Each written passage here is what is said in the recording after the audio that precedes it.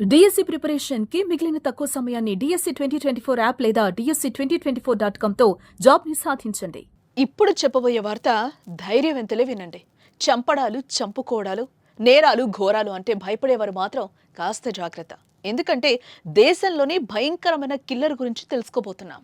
ఒకటి కాదు, రెండు కాదు, ఏకంగా 50 మందిని చంపేసిన క్రూరుడి గురించి చెప్పబోతున్నాను. అతడు చేసిన హత్యలు, హత్య చేసిన తర్వాత చేసిన పని అంత భయానకమే. Devender Varma the most dangerous killer. ఢిల్లీకి చెందినవాడు. అతని గతానికి వర్తమానానికి ఎలాంటి సంబంధం ఉండదు. గతంలో ఆయుర్వేద వైద్యుడిగా ప్రజల రోగాలు నయం చేసే వ్యక్తిగా ఉండేవాడు. కానీ తర్వాత మనుషులను చంపే నరరూప రాక్షసుడిగా మారాడు.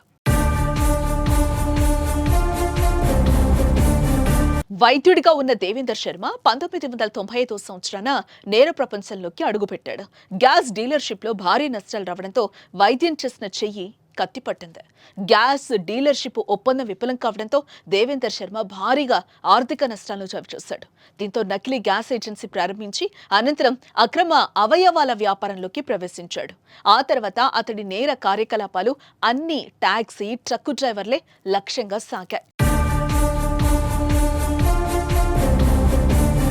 1995-2004 మధ్య కాలంలో ఒక ముఠాను ఏర్పాటు చేసిన శర్మ ఎల్పీజీ సిలిండర్లను తీసుకెళ్తున్న ట్రక్కులను అడ్డగించి ఆ డ్రైవర్లను చంపి సరుకును ఎత్తుకెళ్లేవారు. ఈ క్రమంలోనే టాక్సీ డ్రైవర్లను లక్ష్యంగా చేసుకుని హత్యలు కొనసాగించాడు. టాక్సీలను బుక్ చేయడం, ఆ డ్రైవర్లను చంపడం, ఆ మృతదేహాలు దొరకకుండా మొసళ్లకు ఆహారంగా పడేయడం, ఆ వాహనాలను ధ్వంసం చేసి మార్కెట్లో విక్రయించడం వంటి నేరాలను కొనసాగిస్తూ వచ్చాడు.